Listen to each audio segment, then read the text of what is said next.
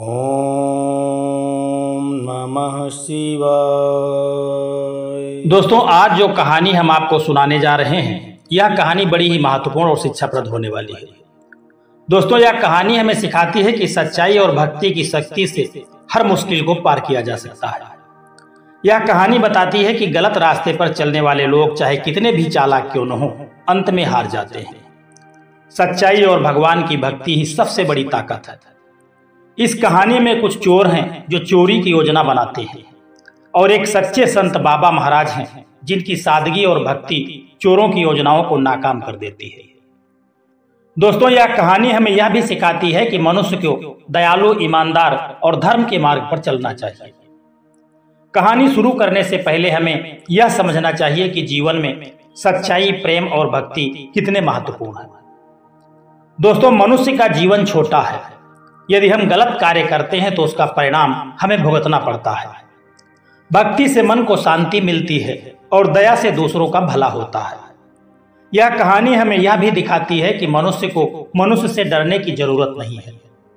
अगर वह सत्य और धर्म के रास्ते पर चलता है तो हर हाल में उसकी विजय होती है। दोस्तों, चलिए कहानी को शुरू करते हैं। एक छोटे से गांव के बाहर, जहां घने जंगल और हरे भरे पर्वत फैले हुए थे, कुछ चोर वहीं पर रहा करते थे। ये चोर बड़े चालाक और तेज दिमाग वाले थे। लोग कहते थे कि चोरों का दिमाग सबसे तेज होता है।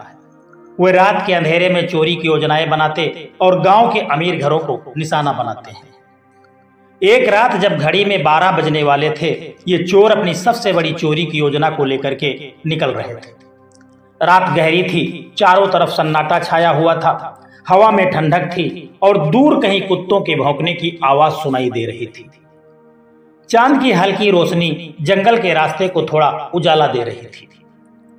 चोरों का सरदार, जिसका नाम था भूरा, उसने अपने साथियों से कहा कि भाइयों, आज हम गांव के सबसे बड़े साहूकार के घर में चोरी करेंगे। वहां सोना, चांदी और रुपयों के ढेर है। अगर यह चोरी सफल हो गई तो हमें रातों रात अमीर बनने से कोई नहीं रोक पाएगा। दोस्तों, चोरों के पास तरह तरह के हथियार थे। भूरा के पास एक 303 की पिस्तौल थी जो उसने गांव के बाजार से चुराई हुई थी। दूसरा चोर जो कालिया था, उसके पास एक पुरानी बंदूक थी जो खतरनाक थी। और जो तीसरा चोर था, उसका नाम था रमेशर, उसके पास चाकू था जो अंधेरे में चमकता था। और चौथा चोर, जिसका नाम था लच्छू, उसके पास एक डिबिया थी जिसमें जहर भरा हुआ था। और पांचवा चोर मंगल था, जिसके पास एक लंबा और नुकीला भाला था।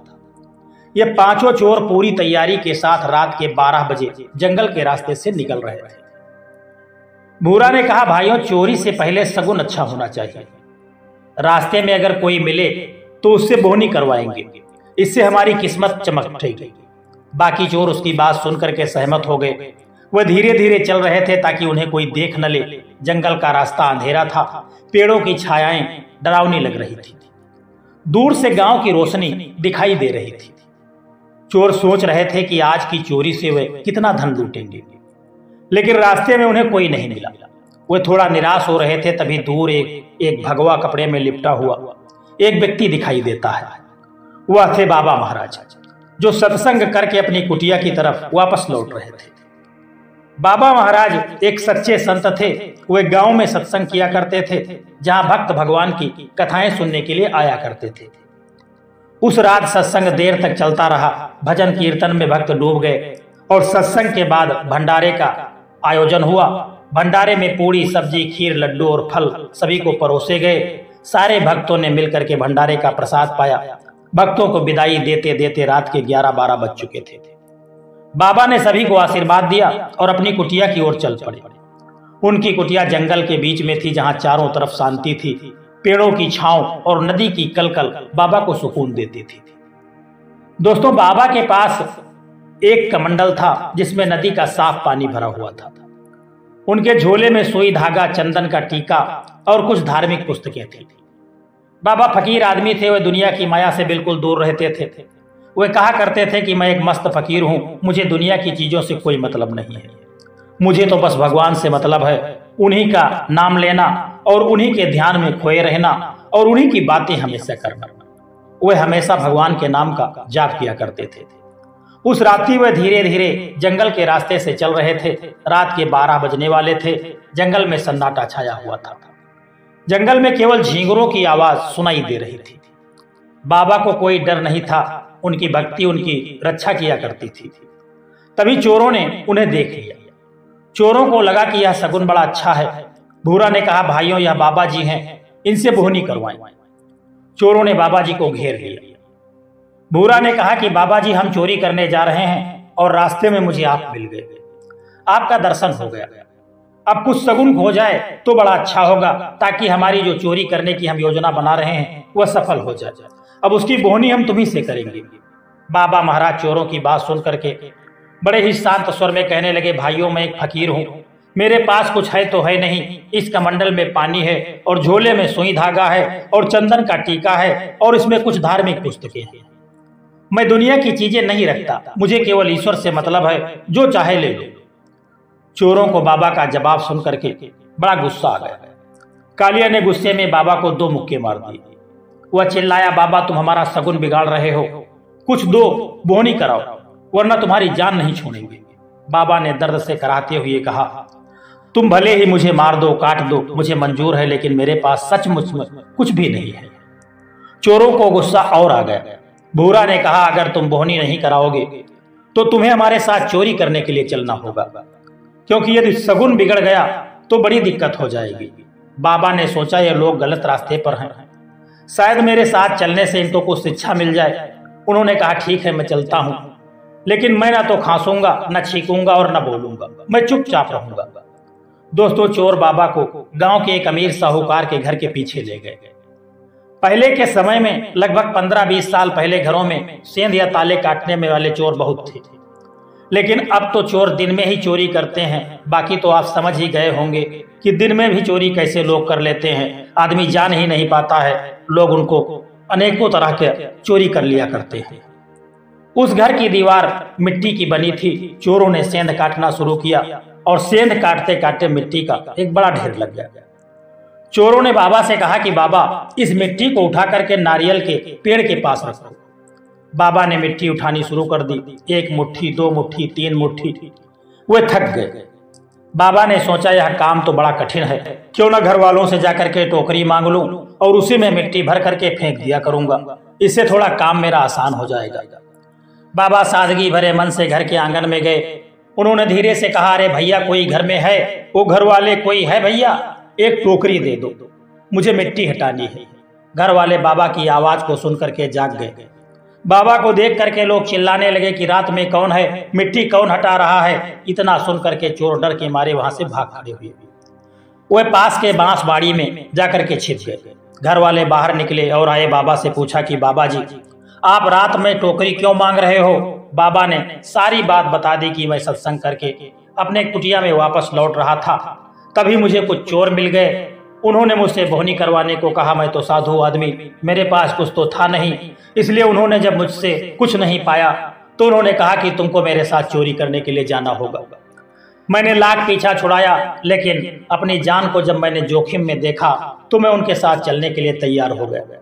वे लोग आपके घर में सेंध काट रहे थे, मुझे मिट्टी फेंकने का काम मिला था। 1-2 मुट्ठी मैंने मिट्टी को फेंका।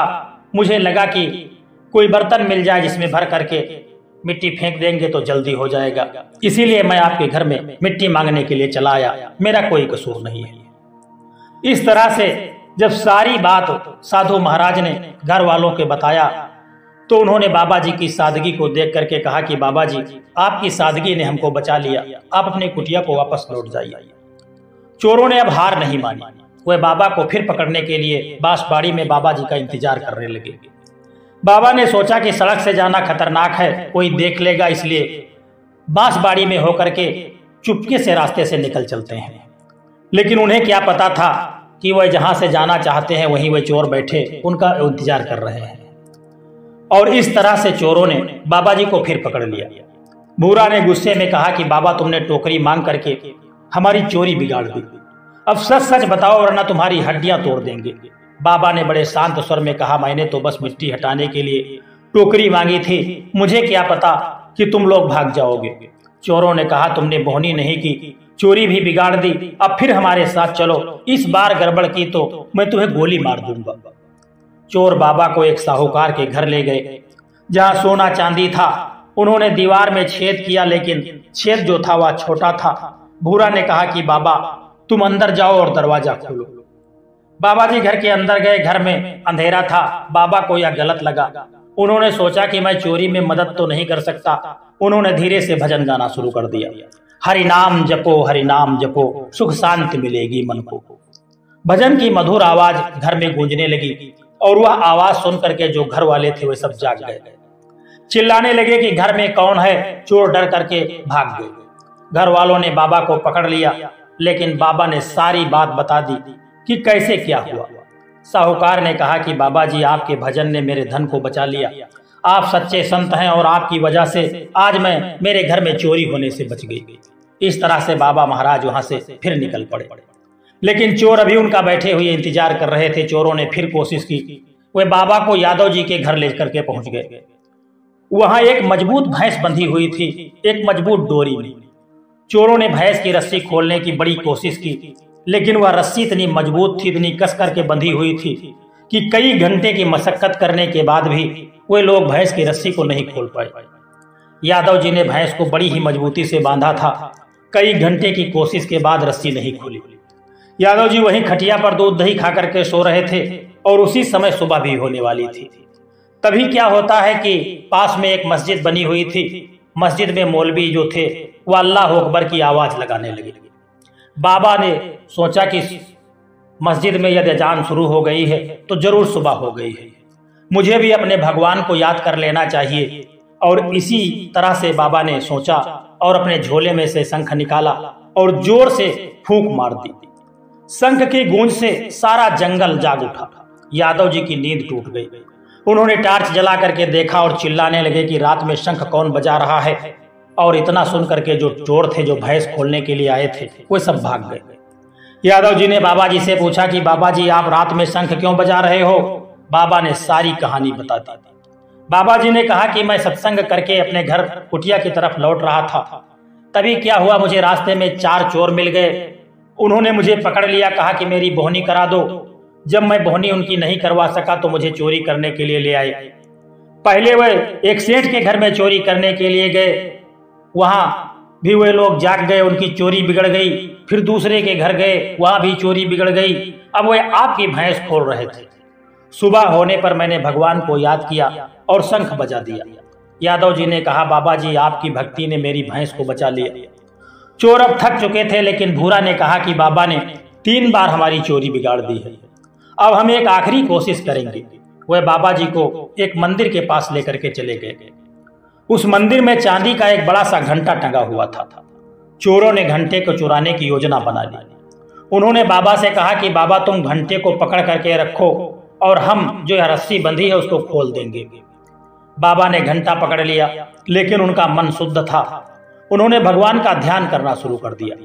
वह धीरे धीरे ओम नमः शिवाय का जाप करने लगे। उनकी आवाज में ऐसी शक्ति थी कि मंदिर का पुजारी जो था उसकी नींद खुल गई।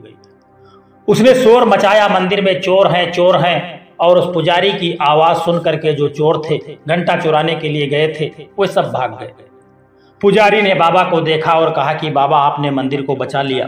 बाबा ने कहा यह भगवान की कृपा है। इस बार चोरों का सरदार भूरा वहीं रुक गया। वह बाबा के पास आया और कहने लगा बाबा हम गलत रास्ते पर हैं, आपकी सादगी और भक्ति ने हमें हरा दिया, हमें माफ कर दीजिए। तो बाबा ने मुस्कुरा करके कहा कि भाइयों सच्चाई और भक्ति का रास्ता अपना लो, भगवान सब ठीक कर देंगे। दोस्तों यह कहानी हमें कई चीजें सिखाती है। सबसे पहली चीज तो यह सिखाती है कि भक्ति की शक्ति जो होती है, बाबा की भक्ति ने चोरों की योजनाओं को नाकाम कर दिया। भगवान का नाम लेने से हर मुश्किल हल हो जाती है। और दूसरी बात यह सिखाती है कि सच्चाई की हमेशा जीत होती है। चोरों ने गलत रास्ता चुना, लेकिन बाबा की सादगी और सच्चाई ने उन्हें हरा दिया। मानवता और दया, मनुष्य को दयालु और प्रेमी होना चाहिए, दूसरों की मदद करनी चाहिए, न कि नुकसान पहुंचाना। और तीसरी बात पश्चाताप का महत्व। चोरों ने अपनी गलती मानी और पश्चाताप किया। हमें यह सिखाता है कि गलती सुधारने का मौका हमेशा मिलता है। सुबह के समय भगवान का नाम लेना चाहिए, इससे जीवन में सुख शांति मिलती है। दोस्तों, इस कहानी से हमें यह भी सीख मिलती है कि मनुष्य को मनुष्य से डरने की जरूरत नहीं है। अगर वह धर्म और सत्य के रास्ते पर है, प्रत्येक मनुष्य को अपने भाई की रक्षा करनी चाहिए। धर्म और कर्म हमें यही सिखाते हैं। संतों और महात्माओं के ग्रंथ हमें यही मार्ग दिखाते हैं। हरि नाम जपो, हरि नाम जपो, सुख शांति मिलेगी, दुख भागेगा, भक्ति से जीवन सुंदर बनेगा, ईश्वर का नाम लो, सब ठीक हो जाएगा। दोस्तों, यह कहानी हमें सिखाती है कि हमें सादगी, भक्ति और सच्चाई के साथ जीना चाहिए। भगवान का नाम लेने से जीवन में शांति और समृद्धि बनी रहती है। दोस्तों, यह कहानी आपको कैसी लगी है, प्यारा सा कमेंट करके जरूर बताना। और यदि वीडियो आपको अच्छा लगा है, पसंद आया है, तो इस वीडियो को लाइक शेयर करना और चैनल को सब्सक्राइब करने की भी कृपा कर देना। जय श्री कृष्णा, राधे राधे।